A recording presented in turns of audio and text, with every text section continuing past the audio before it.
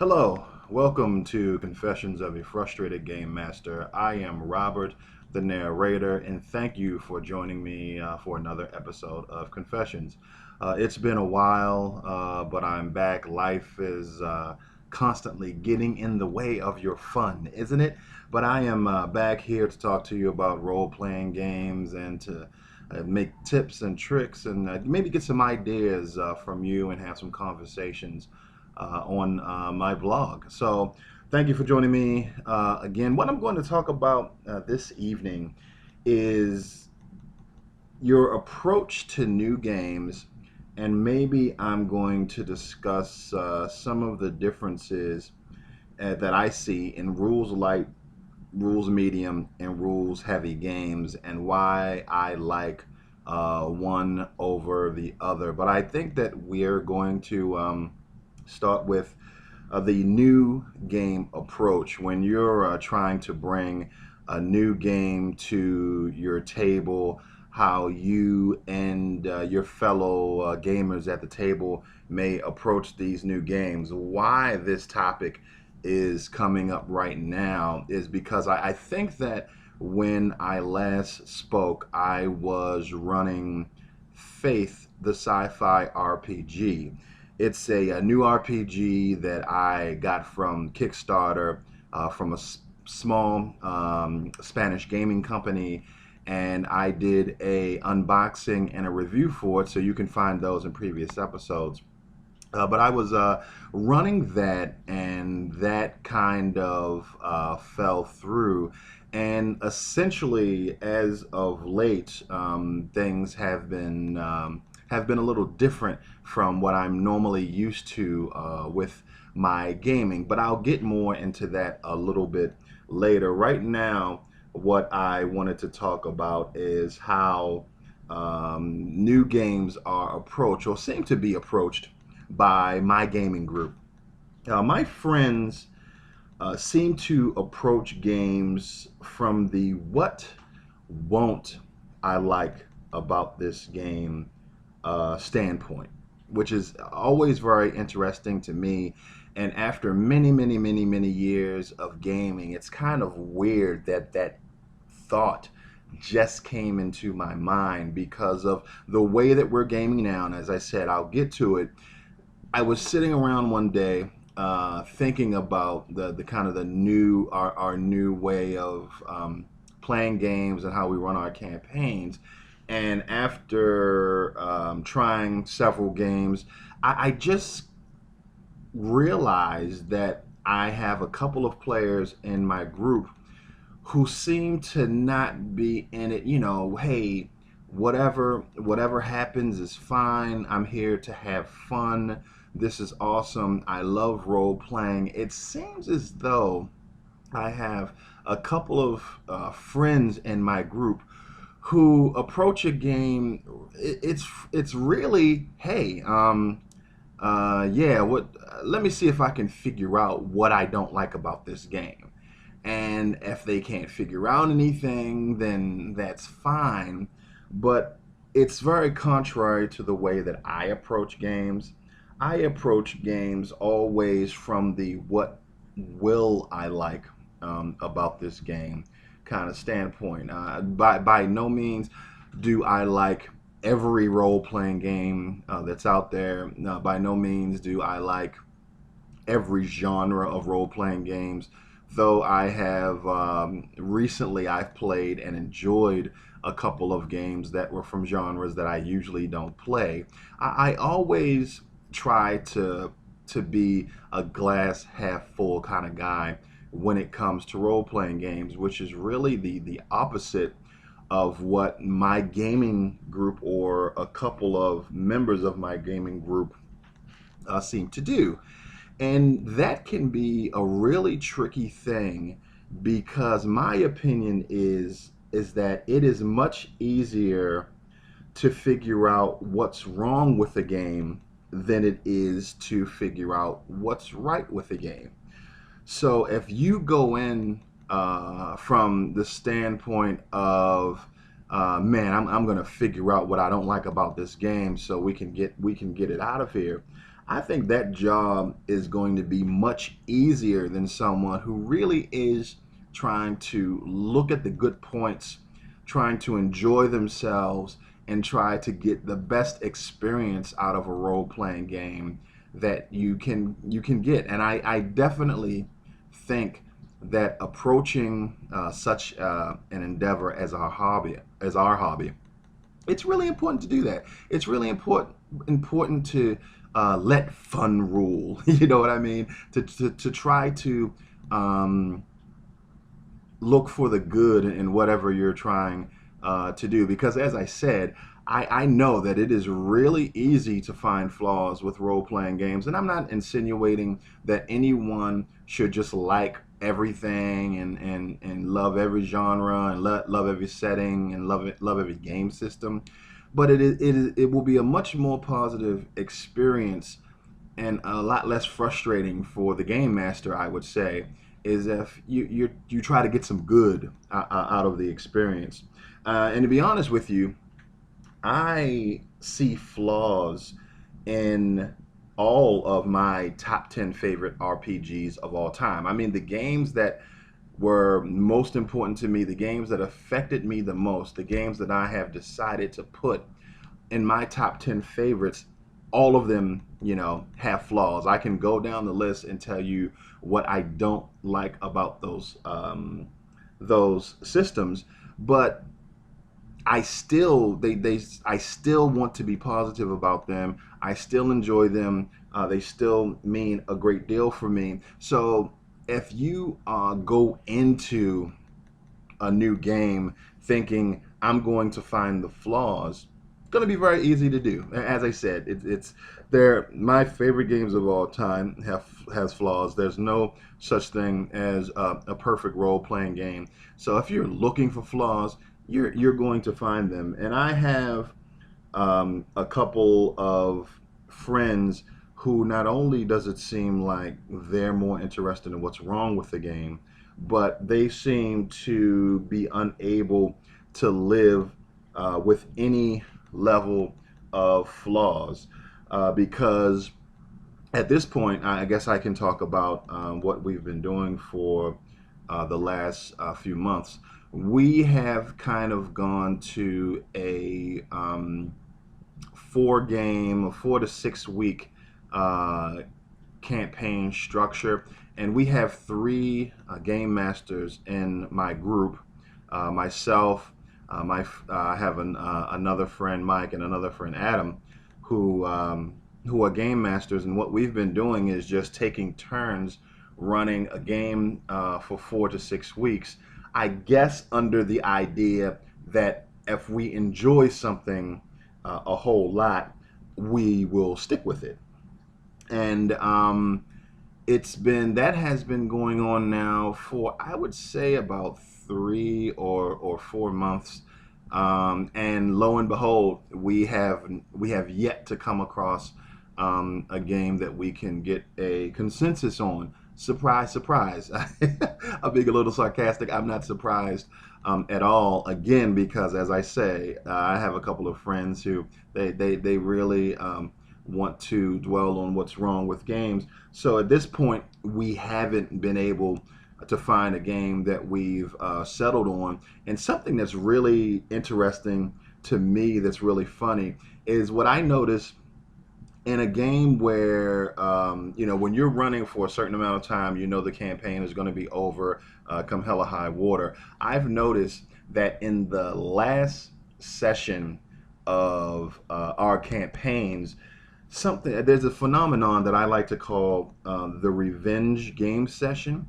And if you've ever had this in your campaign, please let me know in your comments. But what some of my friends will do is they will use the last session of a game for their characters to get revenge on any NPCs that rub them the wrong way. And I've even had players leaning towards getting revenge on other PCs in the group that their PC didn't necessarily have a great relationship with.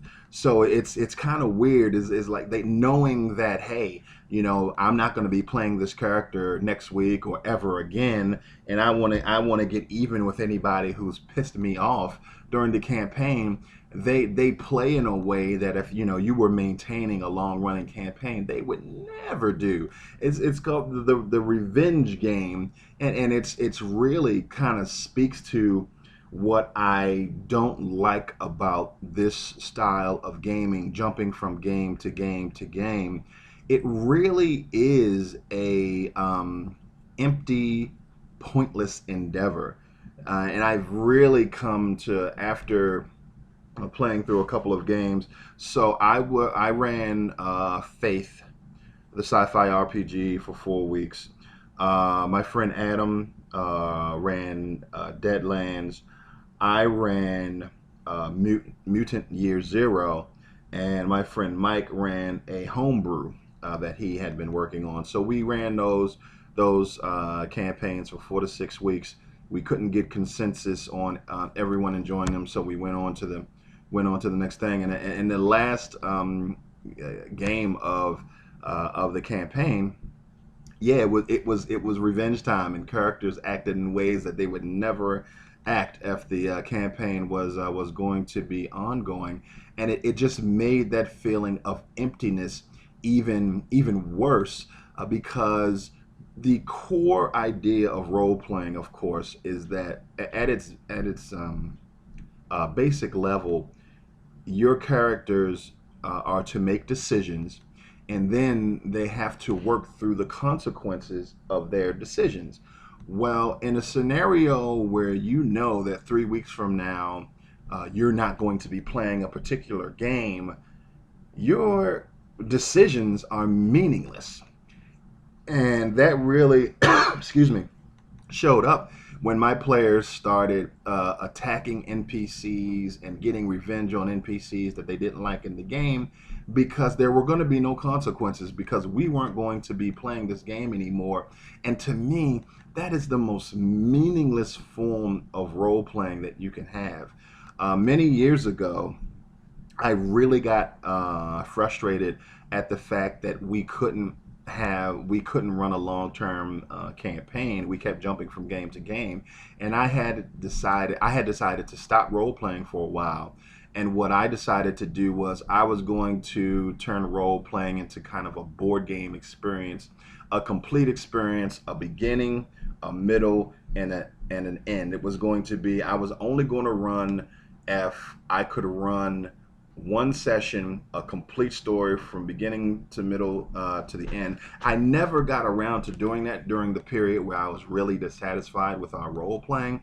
But this experience that I'm going through now, of someone running for 4 to 6 weeks and then moving on to another campaign, of course, again, as I said, under the guise that one of the games is we're going to turn that into a permanent game, is really dissatisfying, because you're not advancing your character at all.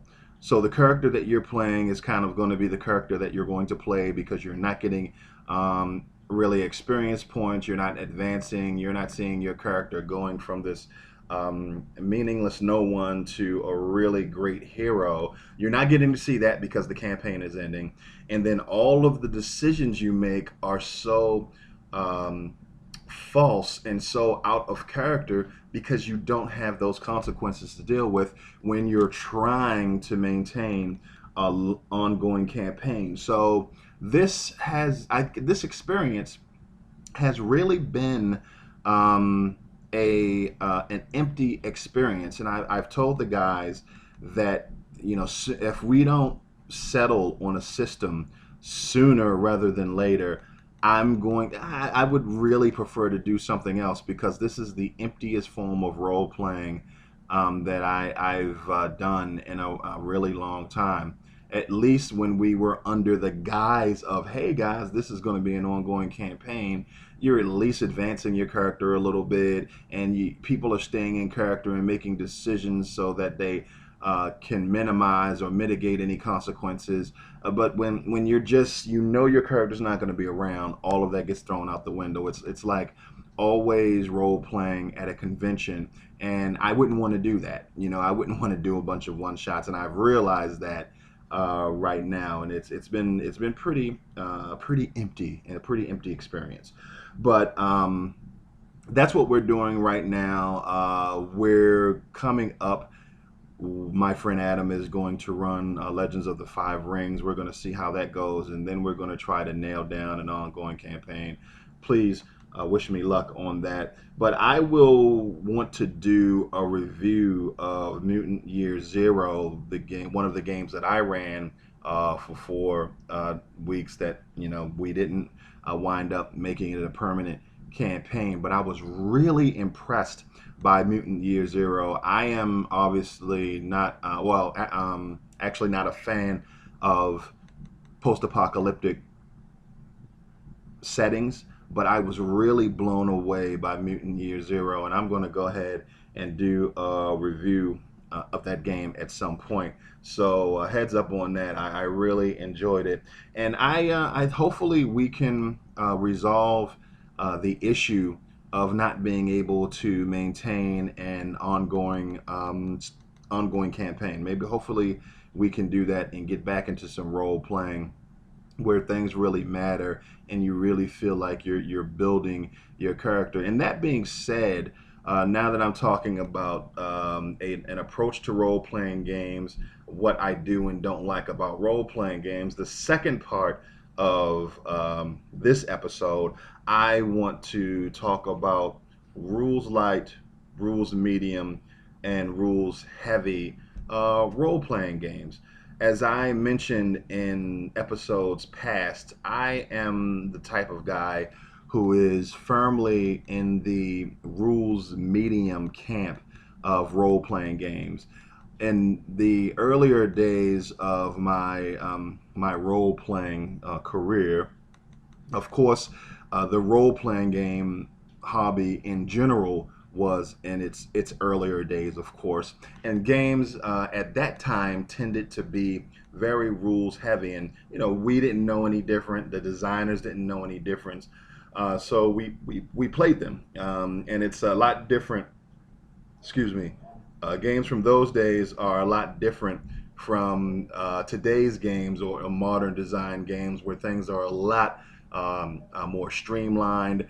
And I have also, as I've mentioned in previous episodes, I've tried to run games that I really, really loved from my past, like Shadowrun, for example, a couple of years ago, and I just couldn't do it. The dice pools, I couldn't do it. The rules heavy system, I really couldn't do it. So it was kind of rough, and I couldn't see myself going back to that style of play. So I'm really in the rules medium camp of role playing games, and if I have my druthers, those are the types of games that I would want to play. Now, if you don't know what rules light, rules medium, and rules heavy are, I'll try to break it down for you a little bit. So generally, a rules light system is a system that has a very, very simple core mechanic. A rules light game would be something like Faith or something like Dungeon World. A very simple mechanic. There's no range modifiers. Usually it doesn't require you to use any type of hex grid to keep track of combat. And usually the game can tend to be very story based over mechanically based. And games like those I tend to not enjoy. Now, I'm the type of person who will play anything. I like to think that I'm probably the most open person in my gaming group to other types of role playing experiences. But I tend not to like rules light games because their mechanics tend to be repetitive. Because the mechanics are so simple, they're on a bunch of tactical options when you're doing combat, or if the system has social combat. All of it seems to be very similar and very samey, and there aren't a bunch of options, and the mechanics, because there are so few, tend to be very repetitive. So I tend not to enjoy rules light games. Now, rules heavy games, which there aren't a lot of them around these days. I think one of them that is still around and still really enjoyed by a large audience. Shadowrun is one of them. Still a very popular game. Another one is Pathfinder, very rules heavy game, especially at higher levels. And rules heavy games are marked by having very extensive combat rules. They have a core mechanic that isn't necessarily as simple as a rules light game. Rules heavy games also tend to have things like hit locations. So not only do you have to roll to hit and roll for damage, but you have to roll to see where you hit. And there tend to be range modifiers. So you have to modify your roll or your attack roll and figure out how far away your opponent is. And there tend to be a lot of character creation options, very in depth. And rules heavy games have really gone out of favor as far as I am concerned. I started with a extremely rules heavy game.